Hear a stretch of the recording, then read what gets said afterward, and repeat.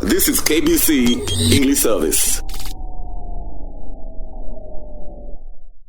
And despite the fact that the youth in Kenya constitute the biggest share of politically mobilized people during elections, they have been unable to harness power within important political institutions. Now, this could be attributed to a number of factors such as elitism, limited political space, stereotypes, and negative perception. How can the potential of youth leadership be harnessed? What is the responsibility of the youth in exploring spaces of representation? This morning, we're delighted to be joined on the big conversation by David Kiragu, chairman of the Students Affairs Council, United States International University, that's the USIU, Africa, and Paul Dalizu, Future Leaders African Summit, Africa Coordinator. Good morning, gentlemen. Good morning. Good morning to you. Wow, good morning. Yeah. No, Angie, be good. So let's start with I understand you're putting the final touches for preparations of a youth summit to be held tomorrow, and we'll talk about that later in the show, but let's get to know you people better. Let's start with Paul. Tell us about the Future Leaders Africa Summit.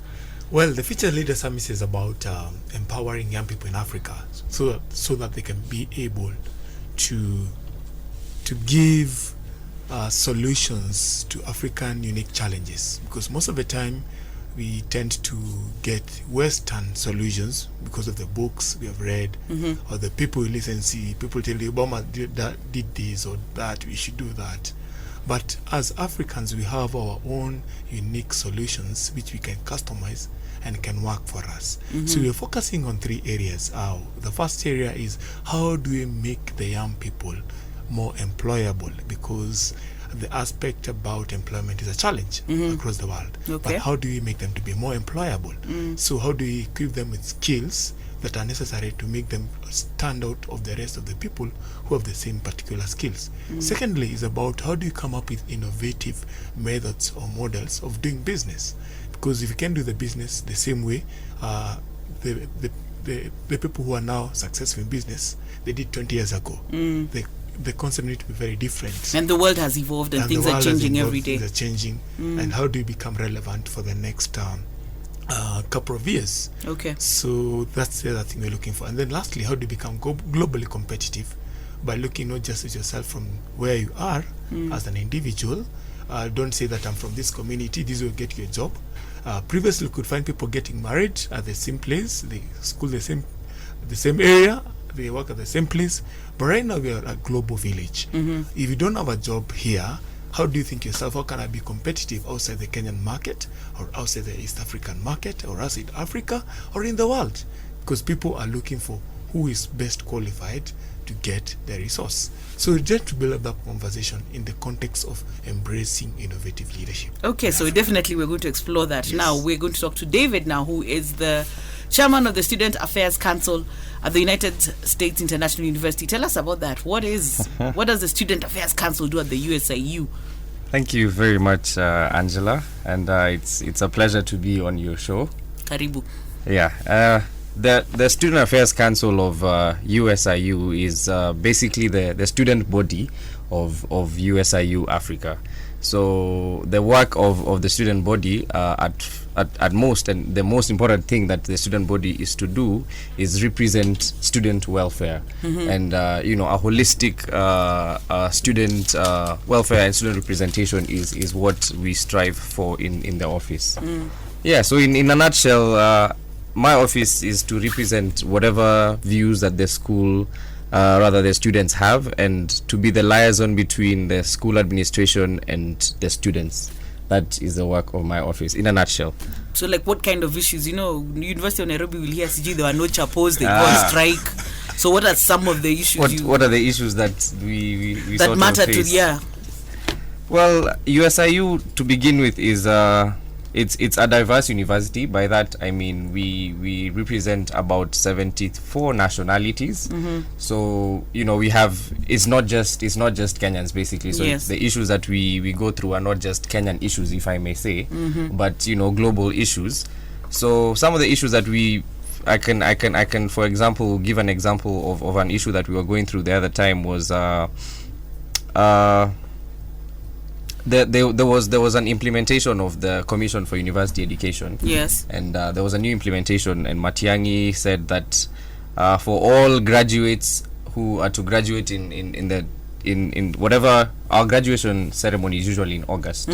And he came up with a policy that for you to graduate in August, you need to have finished all your courses by March. Okay. And previously that was not the case, because for us, you could finish your courses by June and graduate in August, because probably you had one more course left and you want to graduate.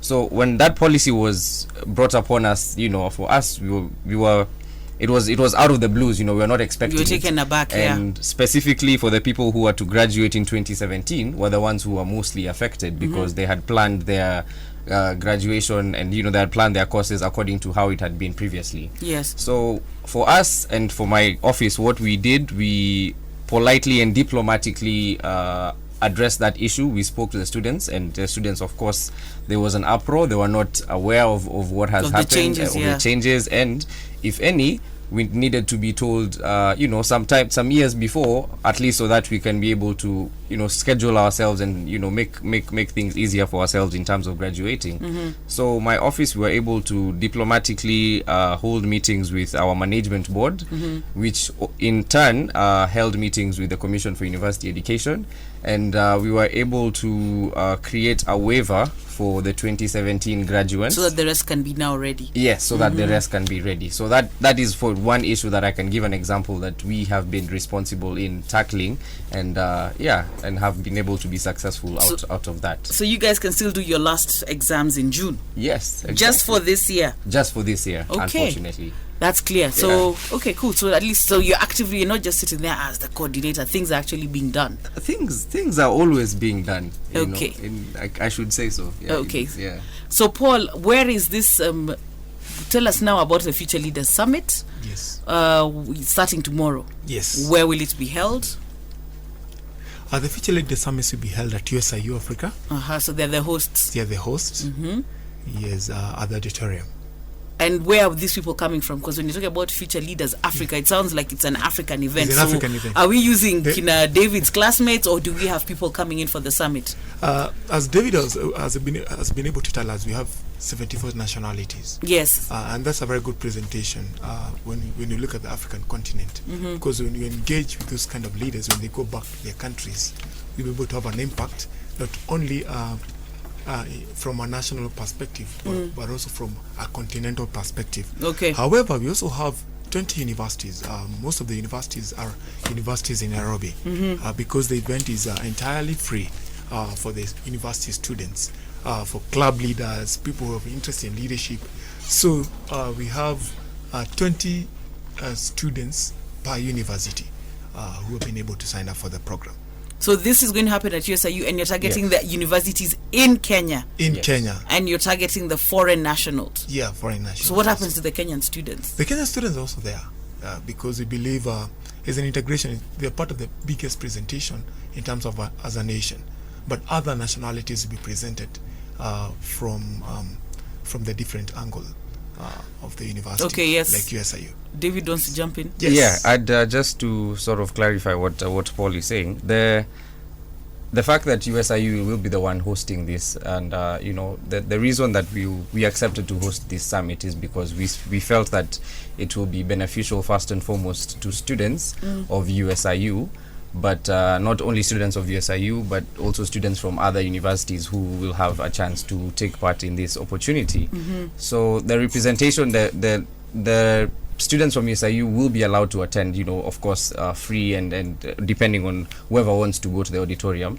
So we expect, or we anticipate, that we will have a representation of different nationalities, being the fact that it'll you be are the USIU. host. Yes. Yeah, we'll be the host. But other than that, we do expect a representation from Kenyan universities and a large number of representation from Kenyans in general. So at least, so each campus will bring in, each other university will bring in at least 20. Yes. And of course the 20 will have Kenyans and non-Kenyans. Yes. Of course. Today we have in studio David Kiragu, chairman of the Student Affairs Council, United States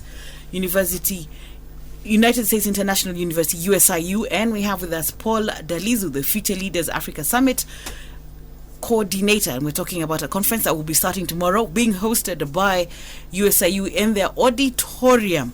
Now, Paul, what are some of the things that you're going to be discussing, and how long is this conference going to take, the summit? The conference will be beginning from 8 to 5. It will be a holiday conference.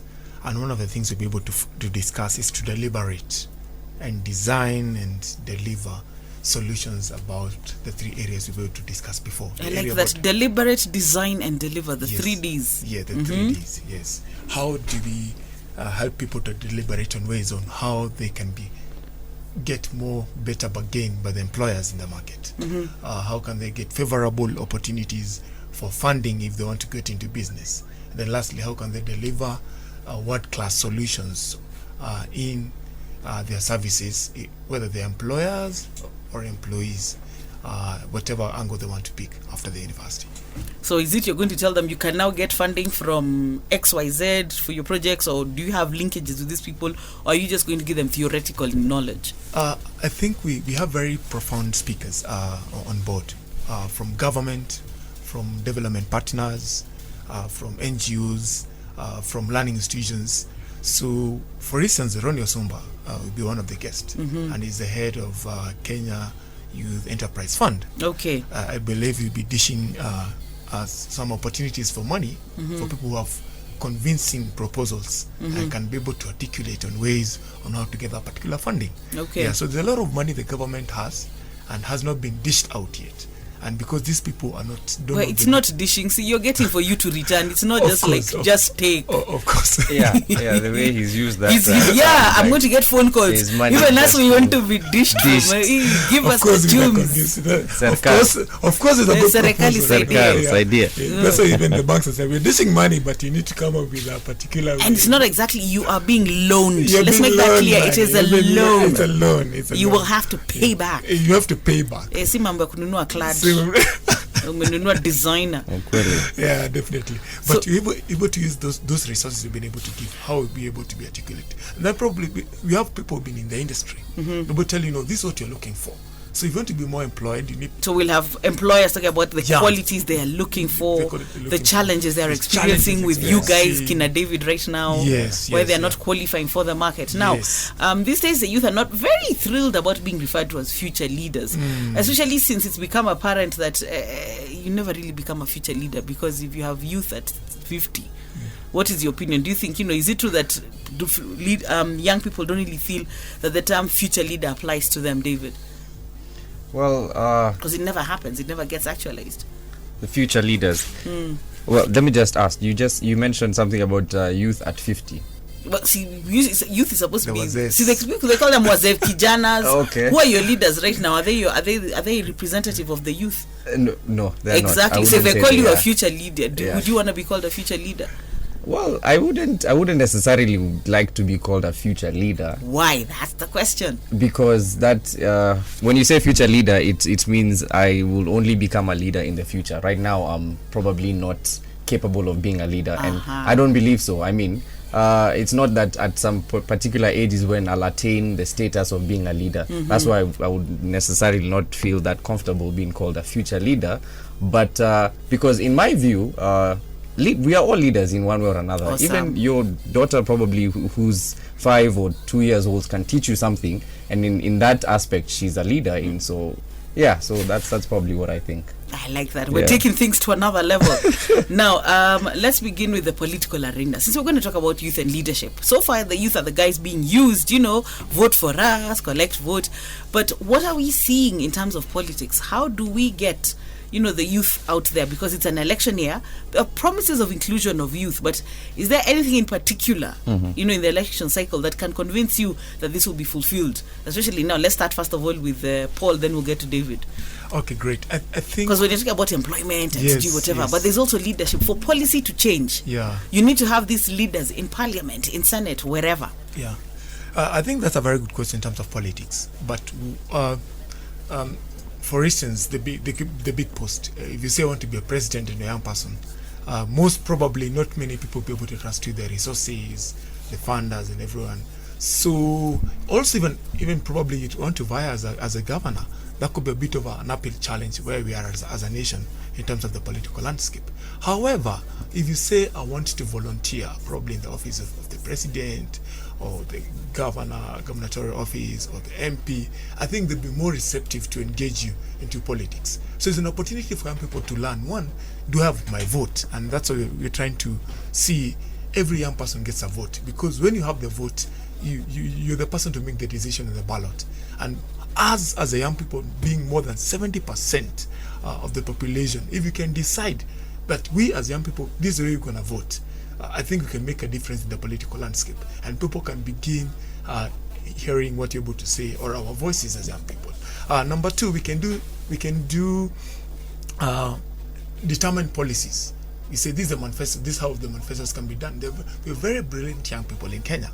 So we can sit for these political parties and try to formulate policies that can favor the young people in terms of as the populace. So I think those are areas we can begin looking at as we're engaging young people. And then number three, they're the people on the ground. The people who do mobilization. Those old people won't go to Uhuru Park, they won't go to those machinani, very few of them. But the young people have energy, they have time. What you need just to see, how do we channel this in the right direction? So as a young person, need to understand, I have a vote, number one. Number two, I have a brain and have time. So how do I use this for my advantage now? Okay, now David. Yes. You think you guys can't be leaders right now? I do believe we are leaders. No, as in now, politically. Okay. We can't have young people see, because one youth is between 18 and 35. Yes. We can't get MPs, we can't get senators, we can. And, so that's the part I want to see. What is it we can do? Because you're always told to wait. What is stopping young people from being seen actively in politics, in your opinion? In my opinion, I think what is stopping young people is young people themselves. There's this notion that, for example, that you need to be, at a particular age so that, you're clarified as a good politician or a good MP because you're old, because you're seen to have experience in the political arena. But in today's world, you have people who are studying, for example, political science, and someone who not necessarily studying political science, but someone who has developed a level of thinking where they're able to implement and make changes that they feel would benefit the society in public. And having that person in office, it would be beneficial. It's not necessarily the fact that he has to be at a particular age for him to be able to lead. I think it's the fact that if you put him to a test and he's able to prove you, then he's fit to be a leader. Because we had guys in their 20s in the last parliament. Yeah. Yes. Really young guys. Yes. Now Paul is agreeing, and he wasn't telling me how we can get more in the next elections. That's what I'm looking at. I want to see. Don't just tell them to volunteer. Really, we can't get MPs, MCAs. It doesn't mean you have to have money to be a governor. If people believe in you, they should be able to put you in. Yeah. Now I'm the one advocating. I think no, it's reached a point where we need to we as youth we need to wake up and stop thinking that politics is for the older generation. We are that generation now. Yes. It is us. A couple of years ago, I would think of politics as being for those folks, but in this position, I'm part of. I'm a leader in one way or another right now. So, we need to realize that we need to wake up and start making decisions. Something like this summit that we're talking about, the Future Leaders African Summit. Yes. This is an opportunity that youth are it's an opportunity for you to learn, to interact with people who have been in the world and in the professional world, and they have the experience. Someone like Mr. Ronnie Osumba, another guest that we're having is Miss just give me a second. There's a lady he's looking for. I'm looking for she's the company secretary for Consolidate Bank. Wakenya Igeria. Yes. These are people that they're professionals in the industry, and they're sacrificing their time. They're very important time. I mean, I'm sure they would be doing other things, but you know, they're sacrificing their time to sit down with youth and tell them and ask questions and share with them what they think would be beneficial to them in the world out there. So I would encourage youth to take such opportunities. Don't just sit in the house and start complaining, oh, the government is not sending funds, we need to have money for universities. How about you wake up and look for that money yourself? There we go. You know? Okay. Now, let's look at, so we've talked about some of the factors that hinder the youth from positions. Of course, we said is elitism, stereotyping, though we have new challenges now, you know. So what are the other challenges? We've talked about elitism. We've talked about the youth being their own disappointments. What do you think also holds them back from taking up these political positions? In my view, I think one, the young people need to have vision. We look at life and say, oh, I may not have that money, I may not have that, but what people are looking for is a compelling vision. So one of the things young people need to see, can I capture people with an amazing vision? A vision that is beyond, it's my time to eat. It's my time, it's for us to lead. It's a vision that will bring hope. It's a vision that say, we want to see as a country that the rate of unemployment has changed significantly in this nation. You want to see the rate of people engaging in business, being entrepreneur, has changed differently. How can young people contribute greater to the GDP? How can they drive the conversation in all sectors of society, be it the media, be it the government, be it the development partners, be it sports, across the board? You need to have that vision of young people. So, and vision is free. You don't have to say, I'm from a poor family. Yeah, I cannot you don't think, need excuses. You know, I cannot say I'm from a rich family. That's why I have a big vision. A vision is a vision. It's from God. Just say, you know what, I want to think big. And then when you think about big, put it down. Yeah. These days we have technology. You can do a manifesto, put it online. And when it captures people, the hearts of people, you begin gathering a following. A good example, when I look at Madagascar, I think was it around 5 years ago, there was a young man who was able to, he was just a DJ, but influenced a nation. He had a vision, and he took leadership. Yeah, but not in the right way. But right now, he's still a leader for the Madagascar nation. So, what can we do as young people to say, you know what, I have a vision? Number two, we have the masses. Yeah. Yes, over 70%. Yeah. How do you influence these people to see they can give you the resources? And you can say, we won't take the money for the politicians simply because I'm broke, but I'll give to my fellow youth leader, and this leader will give us where we need to go.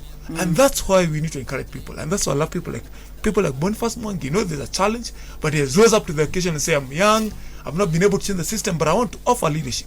So the challenge for us to see him, let's see what he can do. And well, let's hope they'll vote him in. And then on the note of voting, the biggest apathy that has been noticed in this registration thing is you guys, Kina, David, are not registering to vote. What is the problem? I mean, how are you going to make change if you don't even want to go?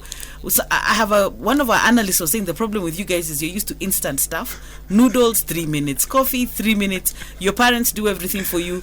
So you even expect them to get you to go and register. What is the problem?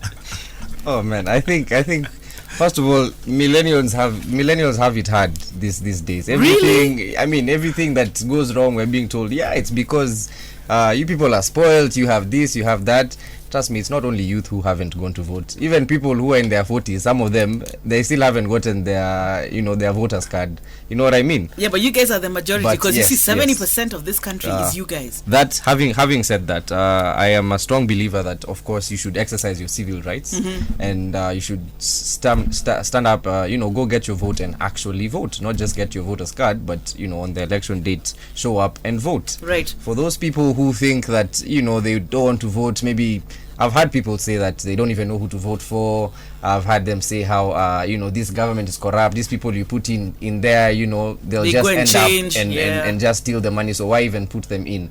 And I look at such people and I'm like, you are the reason why these people are there, because you don't want to vote them out of office, or you don't want to vote you don't want to vote for the right person, the person that you think is a rightful leader. So I'd like to encourage each and every youth who's eligible to vote to please show up and vote for the right person, the person they feel is their right decision. Yeah. Okay, and if you're just joining us, that is David Kiragu, who is the chairman of the USIU Student Affairs Council. We also have with us Paul Dalizu, Future Leaders Africa Summit. They have a summit that will be held tomorrow at the USIU auditorium. This is restricted to campus students, so can Angie just walk in after my show and come and listen? What's the rule here? Well, we're encouraging young leaders who will be able to, who are interested. Do we in need leadership. invitations, or I can just come to Yes, we need USIU? invitation, of course. That's why I'm asking, Yes. is it open? Do I just come to USIU? All you need to do is register on the website, which is www.jitambue/events. You can go there, you can put in your details, or you can use this number 0729 23 94 63. Okay, so we're definitely going to put it on Yes. Twitter. www. Dot the website. G-Tambue. Tambue is TAMBUE.org at Okay. events. Yeah. At events Slash events. / so www.gitambue/events. Yeah. Okay, So- so we got it right now. Yeah. Basically, all you need to do is register, and that's all you need to do to attend this event tomorrow. Yeah, because some may have hear about it today and then wonder, now I'm not in Campo, what happens? Yeah, because especially some of them for the public universities who are at home and they feel they're leaders and they like to participate in this, you're welcome. Okay. Yes. Now, what else do we need to look at? Of course, in the corporate world, things are also not very easy for young people, because you'll see, it's not often that you see a CEO who falls within the bracket of youth, especially with the number of graduates, we are churning out every year. Why do we have such a short supply of youth, up there? Up there. I think People as do the wrong courses, or what's the challenge? Okay, I think it probably even the CEO is not necessarily more about the wrong courses, or it's about, first of all, embracing opportunities. One of the CEOs that really has really inspired me for the last couple of years has been James Molia. Yes. He's the most paid CEO of 16.7 million a month. James Molia for Centum Yeah. Group, yeah. And he was a CEO when he was around 27. Yeah, he's a young guy. Yeah, and he was asked, how is it that you're lucky that you got to be the CEO? But for him, he was able to grab the opportunity. When he was told he was an intern at Centum, and then when he was an intern, he was told you'll be the person who'll be in charge of records. So when he went to the records, he saw the opportunity and said, I will learn everything about the records. So how can I know what is all about the company? What are the records? How is it? How the financials being done? And then one day they were doing a quiz in a retreat. Like some of people go to for retreat, and they asked questions. The chairman was able to ask questions about the company, and the person who was able to answer all the questions articulately was James Molia. And then from there, got an opportunity. People began interested in being given projects to become a manager. And all of a sudden, he was able to propose ideas. At that time, they were very idealistic, they were not realistic. And then the board rejected it. But the company, when they followed the path they had already chosen, it didn't really make any significant changes. Then they recalled the young man and told him, I think you have brilliant ideas. The ideas you're sharing with us, can you implement them? He said, yes. He gave a projection that this company apparently has like 5 billion, and I can take it to 50 billion, in a growth of 5 years. And he was able to articulate it. And because he believed in himself and grabbed the opportunity, now he's already there. So what you need to as a CEO, as young people, can you grab the opportunity? Have one of my fellow leader I was able to mentor while he was in Egerton, Fazul Mohammed. Apparently, I think he's around 30 years old. He's in charge of NGO board. So there are opportunities, we just need to seize them. How do you seize those opportunities? Okay, now a colleague yesterday asked how we expect the youth to land really good jobs when they're advertising for 10 years experience. You see an application, you've just graduated, they're saying you must have 5 years in managerial position, must have another 10 in what. Yeah. So do we say sometimes the expectations when they're when they're looking for jobs make it impossible for young people to fill in those gaps? Well, I've had that concern quite a number of times about experience, and you've probably fresh out of college or so fresh yeah, out of they're being campus. realistic when we say I'm looking for a master's whatever with 15 years experience. What I would like to encourage people seeking jobs and they're in that situation where they don't have the experience is some of these companies that put out these advertisements of such things.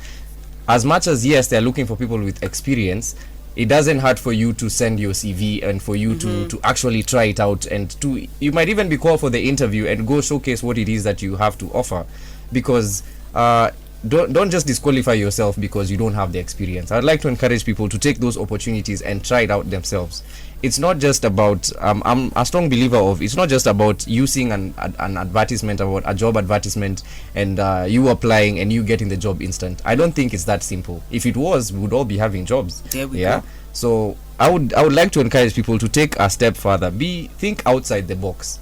If that job advertisement is being read by 5,000 people, do you want to be the same person who's gonna, apply and take it the same way that every other person is going to do? How do you differentiate yourself from all the other people who've seen that job advertisement? So young people, what I'm encouraging young people to do is to think outside the box and to seize these opportunities that are given to us. Don't just sit there and expect the job to come looking for you. You need to go look for that job yourself. You need to show your hunger. You need to knock on these doors, and these corporates actually see your interest, and they'll probably give you a job because of the passion that you're showing and your persistence. Okay, cool. Yeah. And then again, what I look at it from an angle, but don't look at any experience as just working. What are the opportunities being able to volunteer? Yes, you document that. That's the big one. Volunteering. Yes. Probably in university for the last 4 years. What have you been doing in university? Have you been a leader of a club? Have you been active? A leader of something? Yes. Yeah. So when you do that, probably in high school, what were you doing in terms of the community? That can be a cumulative experience. But if you don't use that as an opportunity, then to be a challenge for you to say, I don't have experience. So we need to think out of the box. Can you volunteer for your parents at work at home? Maybe some of them have companies. Can you volunteer and begin working there? Look at Indians. They work when they're young, after school, they're doing something. So by the time they finish their program, they're eligible because in terms of experience. So we need to inculcate this working culture among ourselves from family level. Yes. Okay, now here's the thing, and it's come from quite a few people, and I can verify that. A lot of people are also saying our millennials are impossible to employ. They seem to lack skills. People cannot even speak English or communicate in the way it's supposed to be communicated in. You're busy telling me XA and writing other things. So do you think there's also that issue that some of the youth are definitely not employable, and that's why you're missing out on opportunities? Because either communication skills are lacking. Yeah? If Let's start with the young one, David. Okay.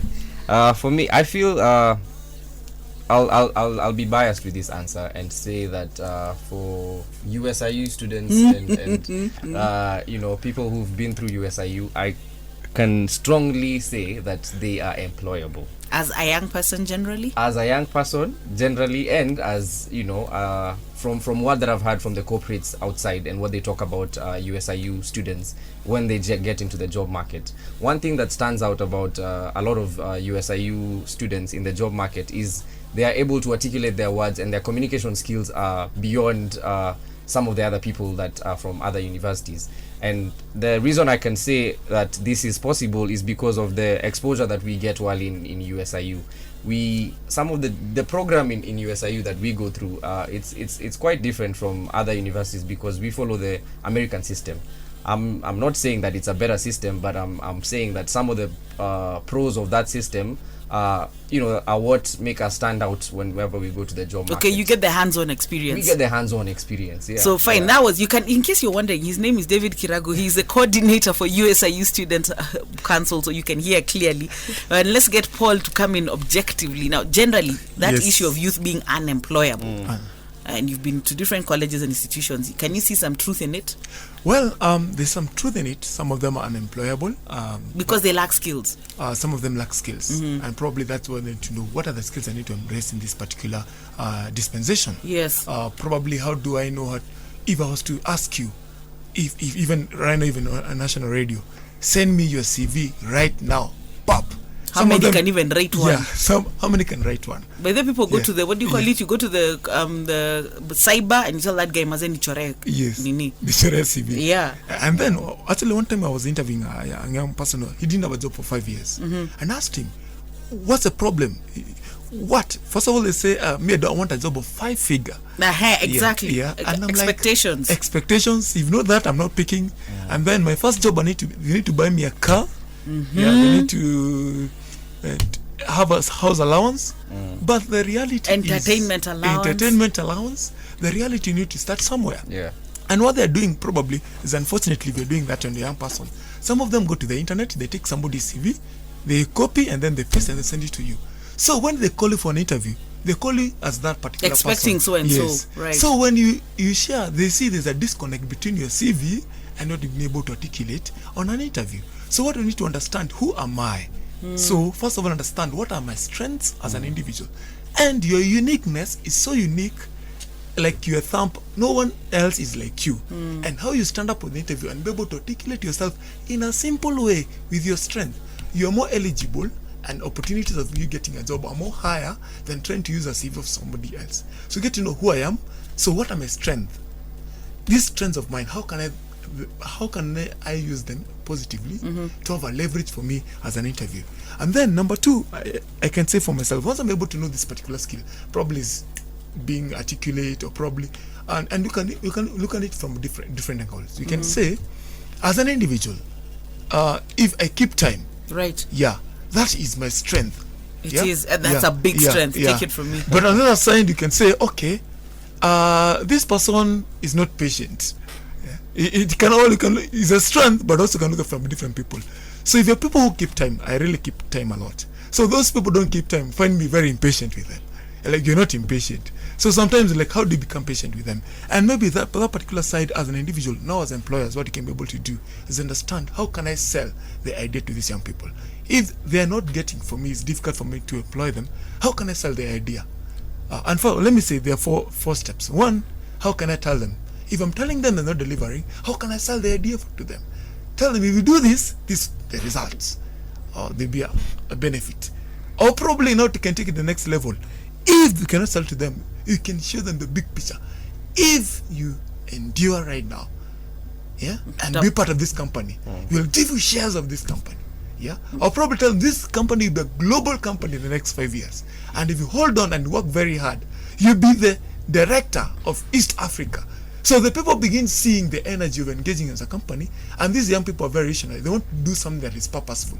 I'm not just coming here to get a job. I'm bored, I'll be bored. I want to see something that is meaningful. You want to grow to another level. Yeah. So they want something that is meaningful. So employers are not giving you something that is meaningful. I don't see you should wake up early and come there. Okay, now after this summit, what next? The summit runs tomorrow. After that? Great. We're doing 3 things. After that, we're doing a mentorship program for 10 weeks. We're beginning from 11th of March to 22nd of June. We're telling them, you know what? The summit is okay. We've had good speeches, but we want you to sign up for the summit. And where will that be held? It will be held at Luther Plaza. Okay, just here in Nairobi, near University. There's a plaza to be able to do that. Okay. So you're trying to tell those young people interested in mentorship, you pay a small fee because you want to take it a notch higher, not like everybody else. So how can I walk this particular journey? And now you can learn. It's not a show, but an interaction with more experienced business people, more experienced leaders, and just your fellow colleague or counterparts, and how do you engage with them from a perspective of a leader. Okay, so it's time for us to wind up, and this is a question we ask all our guests. I'll start with Paul. I need to know from you, what gets you out of bed in the morning? What motivates you to wake up? And 2, life has challenges. How do you deal with them? 1, I'm so passionate about leadership in Africa, and that's what makes me wake up early. Most of the time by 4, I always sleep the following day, but by 4:30 I'm already awake, because I'm passionate to see African landscape, the leadership landscape, change and make a difference. How do I do challenges? Number 1, I'm able to pray. How do I pray about it? Because don't worry, things may not work out today, but there's a God in heaven who can change your situation. So don't give up. So just say, wake up today. How can I do several things? If it didn't work out, it didn't. At the end of the day, God will give you another opportunity and another chance. So you can always go back to God as your rock and say, this is what I can focus on, because everybody needs a solution. What can really happen to you? And that's what I'm able to say. I'm able to go back to challenges. So go back to God, read the Word of God, probably be able to have mentors who will be able to help me to look at life differently, and give me counsel, tell me, you have done it this way, but maybe this way could have done it better. Or probably don't worry, you have failed. You have not failed, but actually you have been able to get lessons that we're able to learn differently. Like this is our second summit. Our first summit was not as good as we really anticipated. We we spend our money. We didn't get a lot of sponsors. We spend our money. People didn't show up like we expected, and we're really frustrated. But we were told mentors, no, you're on the right track. Continue doing that. Now we have more people signed up, more people excited about it. It has begun trending. Now people began calling us in different stations. Can you come and share with us? Yeah, you have gotten sponsors on board, so that's really amazing to see. Yes. Okay, now David, what gets you out of bed every morning, and how do you deal with challenges? What gets me out of bed? Every morning, what gets me out of bed is the motivation to learn new things. Every single day is a new experience for each and every one of us, and just the idea of learning something new today, that's what wakes me out of bed. I've read they say that the human mind goes through about 6,000 thoughts in a day, and funny thing, 95% of those thoughts were thought previously the day before. So you think about it, if people are thinking about, if you're thinking 95% of the same things you're thinking about yesterday, how about think new things? How about experience new experiences? So that's what wakes me up in the morning, to learn and to know something new today. That's what motivates me. Okay, challenges are normal in life. How do you deal with them? I have different ways of dealing with different challenges, but first and foremost, I'm a prayerful person, so I do pray and believe in God and believe in it for guidance. I'm also I read. I also like to read and to be inspired by other people's ideas. A famous author said that the illiterate of the 21st century are not those who cannot read and write, but those who refuse to learn and unlearn and relearn, things about life. So that's how I deal with challenges, by learning how other people dealt with those challenges. Awesome. So that was David Kiragu, chairman of the Student Affairs Council, USIU, and Paul Dalizu, who is the Future Leaders Africa Summit coordinator. Thank you very much, gentlemen. Thank you for coming in. All the best tomorrow. I hope it is successful. And it is time for us to sign out.